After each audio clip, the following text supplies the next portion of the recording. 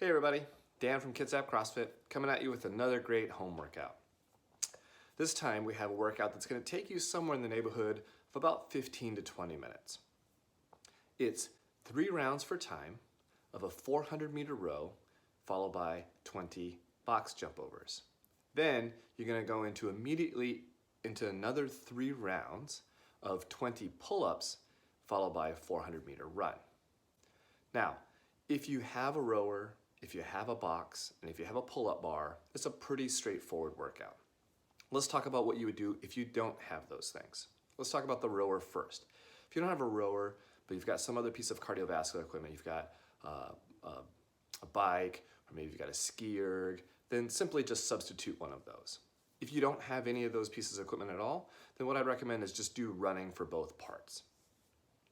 Now, what if you don't have a box? Well, a simple substitution would be to just do broad jumps. So just jump out as far as you can, count that as 1 rep, turn around and jump back. That's 2 reps. If you're really brave, you could do a jump onto a set of stairs, or you could find some sort of bench or something and do step-ups or jump onto that if it's really sturdy. Now, let's talk about the pull-up bar. If you don't have a pull-up bar at home, there are still lots of great options for getting that pulling motion. In previous episodes, I've shown you how you could use a broomstick and a couple of high stools, or a broomstick and the railings coming down off of a stairway to get your pulling in. Today I want to talk about what you could do with a simple bed sheet. So if you have a bed sheet at home, I'd recommend you don't use your best 600 count bed sheet. Use something that you don't mind if it gets beat up just a little bit. But one simple hack that I really like is to take that bed sheet, tie a knot in one corner of the sheet. You're going to take that knotted end and you're going to flip it over the top of a door. Now, make sure that door swings away from you and not toward you. If it swings toward you as you're pulling, if the door happens to pop open, you have the potential for falling down. If it swings away from you, when you're pulling on the door, it's not going to pop open. But you're going to simply flip that knot over the top of the door, spread the sheet out a little bit so it's nice and flat and you can pull the door shut. Once you pull the door shut, pull it tight, cinch it in, get that knot right there at the top of the door.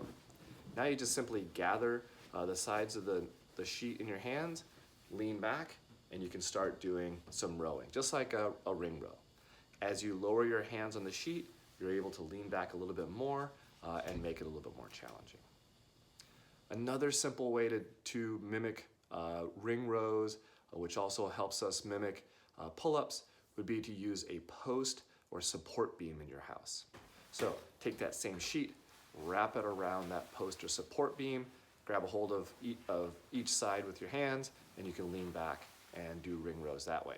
Now, what I recommend, again, so that your hands won't slip on the sheet, is grab a hold of the sheet and then flip it around your hand, bring it back around so that you can grab a hold of it, and that will give you a nice supportive grip on the sheet, and your hands won't slip back while you're laying back in a sort of vulnerable position.